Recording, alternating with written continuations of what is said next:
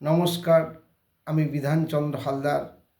আজ স্বামী বিবেকানন্দের জন্মদিন উপলক্ষে আমারই লেখা একটা প্রবন্ধ স্বামী বিবেকানন্দ।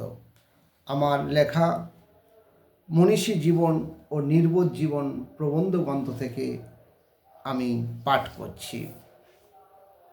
বাড়িতে বাড়িতে বিবেকানন্দের ছবি খুলে ফেলা উচিত। শুনে চমকে উঠলেন, তাই তো? বিবেকানন্দকে গলাতে ঝুলিয়ে যত রকম অন্যায় কাজ করা যায়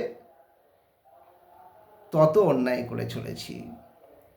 বিবেকানন্দ জোরের সঙ্গে বললেন, education is the manifestation of perfection already in man.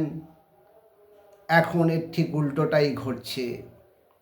একবার শিক্ষা মন্দিরে প্রবেশ করে দেখুন, অধিকাংশ স্কুলেই শিক্ষক নেই।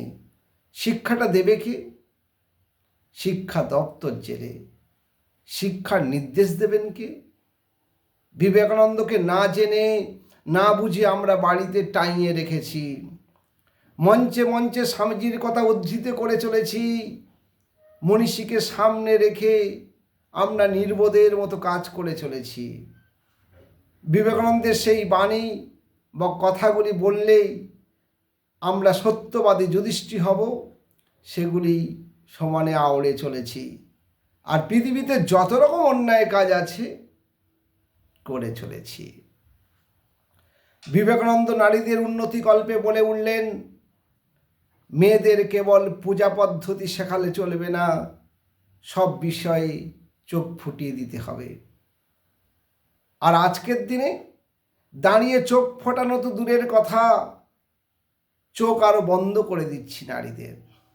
নইলে আরজি করে তিলোত্তমাকে ধর্ষণ ও খুন, শুধু আরজিকর নয়, আকাশে বাতাসে সব জায়গায় মহাপুরুষকে স্মরণ করে আমরা কাপুরুষের মতো আচরণ করে চলেছি।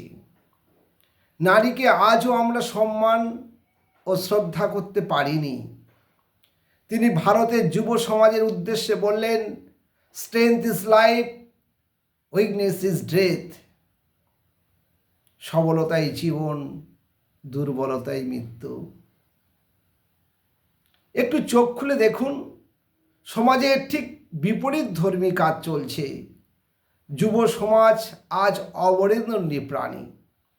কেবল তীর্থের কাকের মতো বিভিন্ন শ্রী ও ভাণ্ডারের দিকে তাকিয়ে। বিবেকানন্দ এমন সমাজ চাননি, কিন্তু আমরা সব দিক দিয়ে দুর্বল হয়ে যাচ্ছি। ওঠো, জাগো, লক্ষ্যে না পৌঁছানো পর্যন্ত থেমো না। আমাদের এখন কোনো লক্ষ্য নেই, কেবল একটাই লক্ষ্য, যেন তেন প্রকারে গতিতে টিকে থাকা আর আত্মসুখ অনুভব করা। এটা তো বিবেকানন্দ চাননি। জ্যান্ত মানুষকে আমরা ভালোবাসি না, কিন্তু বিবেকানন্দ মানুষকে ভালোবাসার কথা বললেন। আমরা এখন কথা মেনে চলি না। জীবে প্রেম করে যেই জন, সেই জন সেবিছে ঈশ্বর। আমরা মানুষকে বাদ দিয়ে মাটির তৈরি ঈশ্বরকে ভালোবেসে চলেছি। তাই তো শিক্ষা প্রতিষ্ঠানের থেকে মন্দির, মসজিদ, গির্জার সংখ্যা বেশি। তাই তো যত দিন যাচ্ছে আমরা তত পিছিয়ে যাচ্ছি। যে ভগবান এখানে আমাকে এক টুকরো রুটি দিতে পারে না, তিনি যে মৃত্যুর পর আমাকে স্বর্গে অনন্ত সুখে রাখবেন, একথা আমি বিশ্বাস করি না। কিন্তু স্বর্গের অনন্ত সুখ আমরা আজও বিশ্বাস করে চলেছি। আমরা কাণ্ডজ্ঞানহীনভাবেই এগিয়ে চলেছি। শুধু মানুষ চাই, নির্ভীক, বীর্যবান, শক্তিমান মানুষ। মানুষ আজ পাওয়া ভারী মুশকিল। এখন অমানুষের সংখ্যা বেশি। এখন জাত পাত, উঁচু নিচু নিয়ে আমরা বাড়াবাড়ি করে চলেছি।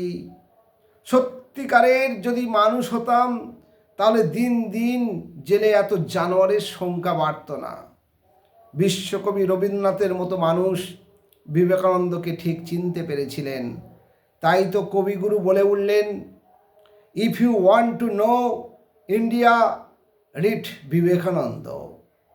ভারতবর্ষকে যদি জানতে চাও তবে বিবেকানন্দকে পড়ো। আর আমরা এখন বিবেকানন্দকে ঠিক বুঝে উঠতে পারিনি, তাই তো আমাদের জীবনটা কর্দমাক্ত, ঘোলা জলে পড়ে আছি আজও, বুদ্ধিতে খাটো হয়ে যাচ্ছি। বিবেকানন্দের মনের মতো এঁটো খেলে কেন জাত যাবে। বিবেকানন্দ মনে করতেন যে এঁটো খেলে কেন জাত যাবে। গুরুজনেরা বলতো ও গাছে ওঠো না, উঠলে ভূত ধরবে। তিনি সত্য মিথ্যা যাচাই করে নিত্য বাল্য বয়স থেকেই, আর আমরা নির্বোধের মতো না জেনে না বুঝে সব কিছু সত্যি মনে করে চলেছি বুড়ো বয়স পর্যন্ত। তিনি সত্য কথা বলতে পছন্দ করতেন। তিনি মনে করতেন সত্য আজ হোক কাল হোক শতযুগ পরেই হোক, সত্য সত্য থাকে। কিন্তু আমরা এখন সত্যকে কবরে ঢুকিয়ে মিথ্যাকে মাটির উপর জাগিয়ে রেখেছি। মাত্র ৩৯ বছর বয়সে বিবেকানন্দ সমাজের জন্য যা করে গেছেন তা কখনো বিলীন হয়ে যাবে না। কিন্তু আমরা ৯৩ বছর বয়সে এসেও মূর্খ থেকে যাচ্ছি। জীবনটা আমাদের কাছে অর্থহীন।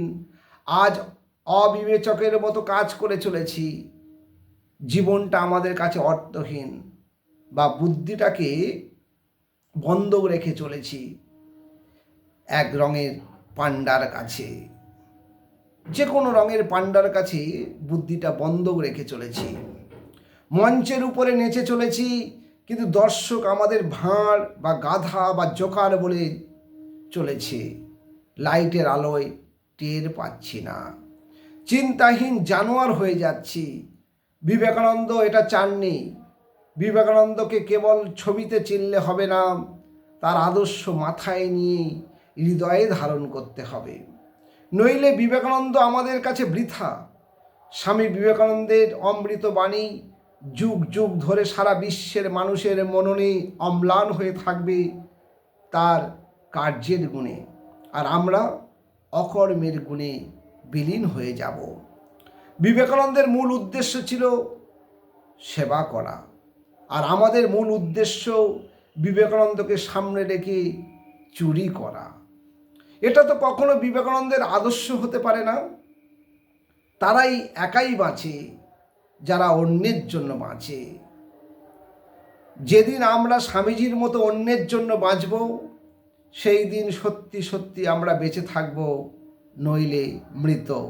জন্ম মৃত্যু তো মহাকালের নিয়মেই হবে, কিন্তু মহাকাল উত্তীর্ণ হতে গেলে বিবেকানন্দের দেখানো আদর্শকে আমাদের মাথায় রাখতে হবে।